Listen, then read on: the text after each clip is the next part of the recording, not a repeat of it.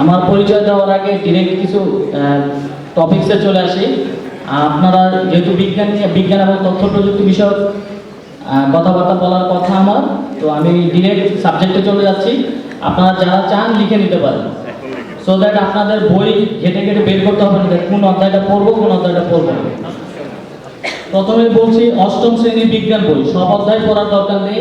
যে যে অধ্যায়গুলো শুধুমাত্র বিশেষ এর সাথে রিলেটেড, আমি সেই অধ্যায়গুলোর নাম আস্তে আস্তে বলছি। দশম অধ্যায় 11তম, 12, 13, 14 এই 4-5টা অধ্যায় পড়তে হবে অষ্টম শ্রেণীর বই থেকে। নবম দশম শ্রেণীর বিজ্ঞান বই, সেখান থেকে প্রথম, দ্বিতীয়, তৃতীয়, ষষ্ঠ, সপ্তম, অষ্টম, নবম, দশম, অনেক অধ্যায় 11 এবং 13।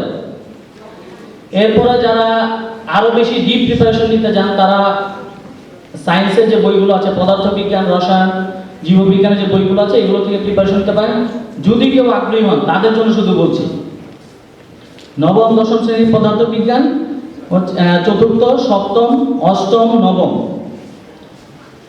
রসায়ন দ্বিতীয়, তৃতীয়, চতুর্থ, পঞ্চম, সপ্তম, নবম। এই অধ্যায়গুলো বিসিএস এর প্রিলিমিনারি এবং রিটেনের সাথে রিলেটেড, যার কারণে শুধু বলছি। নবম দশম শ্রেণীর জীববিজ্ঞান দ্বিতীয়, তৃতীয়, চতুর্থ, পঞ্চম, ষষ্ঠ, নবম, 11তম। আর মাধ্যমিক কম্পিউটার শিক্ষা এবং উচ্চ মাধ্যমিক যে তথ্য প্রযুক্তি বইগুলো আছে এগুলো দেখে নিতে পারেন।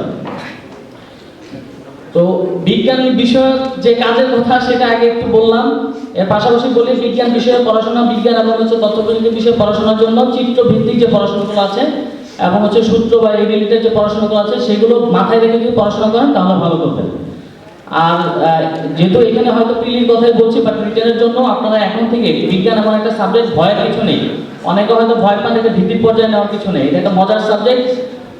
আমার কাছে খুব ভালো লাগে। আশা করছি আপনারা যদি ঠিকভাবে প্রিপারেশন নিতে পারেন, একটু কৌশলগত প্রিপারেশন নিতে পারেন, ভালো করবেন। তো বিজ্ঞান নিয়ে আর কি খুব বেশি কথা বললে আপনারা বোর ফিল করতে পারেন। জাস্ট কাজের যে কথাটুকু, শুধুমাত্র যে সাবজেক্ট বা যে টপিকে যে টপিকগুলো আপনার লাগবে বিভিন্ন বই থেকে, সেই টপিকগুলো আমি উল্লেখ করেছি, ওইগুলো থেকে প্রিপারেশন নেওয়া শুরু করেন।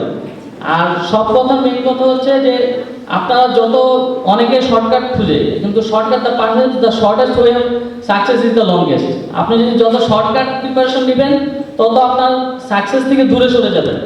তো যত লংগেস্ট প্রিপারেশন নেবেন আপনার সাকসেসের তত কাছে আসবেন। তো এই জিনিসটা মাথায় রাখতে হবে। আর আমি জাস্ট আমার সম্পর্কে 2-3 কথা বলে শেষ করে দিচ্ছি। আমি মোহাম্মদ হালিমুল হারুন, পুলিশ ক্যাডারে সুপারিশপ্রাপ্ত হয়েছি 37তম বিসিএস। এটা আমার ফার্স্ট বিসিএস ছিল। অনেকের ধারণা কেন ফার্স্ট বিসিএস, সেটা নিয়ে 2-1টা লাইন বলে যাই। আমি সাথে এইচএসসি পাস করার পরে Dhaka university computer science and engineering বিভাগের ভর্তি হই। তারপর আবার আমি আর্মিও চলে যাই। আর্মিতে আমি সেকেন্ড লেফটেন্যান্ট হিসেবে কমিশন হই। ওইখানে আমি লেফটেন্যান্ট ছিলাম। আমি একজন train commando. And after that আমি আবার ওইখান থেকে চলে আসি আমার ব্যক্তিগত কারণে।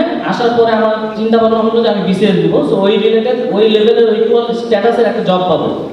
তো বিসিএস এর জন্য পড়াশোনা শুরু করি, বাট আমার শিক্ষাগত যোগ্যতা ছিল না। কারণ আপনারা জানেন আর্মিতে এইচএসসি পরে গেলে তো ওইখানে যে পড়াশোনা করায় তাতে হচ্ছে বিএসসি পড়ায়, ওটা ইকুইভ্যালেন্ট হচ্ছে pass course, but pass course দিয়ে তো বিসিএস দেওয়া যাবে না। এই জন্য আমি আবার ঢাকা ইউনিভার্সিটিতে একটা এমবিএ করি। এমবিএ অ্যাপিয়ারেন্স সার্টিফিকেট দিয়ে 37তম বিসিএস দিই এবং সেখানে সুপারিশপ্রাপ্ত হই। ব্যাস।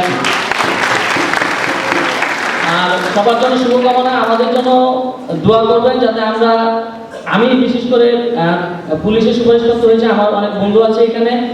তো আমরা চেষ্টা করবো পুলিশ বাহিনীকে যতটুকু সম্ভব আরো যুগোপযোগী আধুনিক করে গড়ে তোলার জন্য। হ্যাঁ, হয়তো আমাদের ইনপুটটা এখন খুব একটা কাজে না লাগলেও 2040 আমার বন্ধু বলে গেল 2047-48 সালে গিয়ে এটা হয়তো একটা পর্যায়ে দাঁড়াবে। আশা করছি আমরা ভালো সেবা দিতে পারবো আর আমরা ভালো চাকর দিতে পারবো। That's it. Thank you.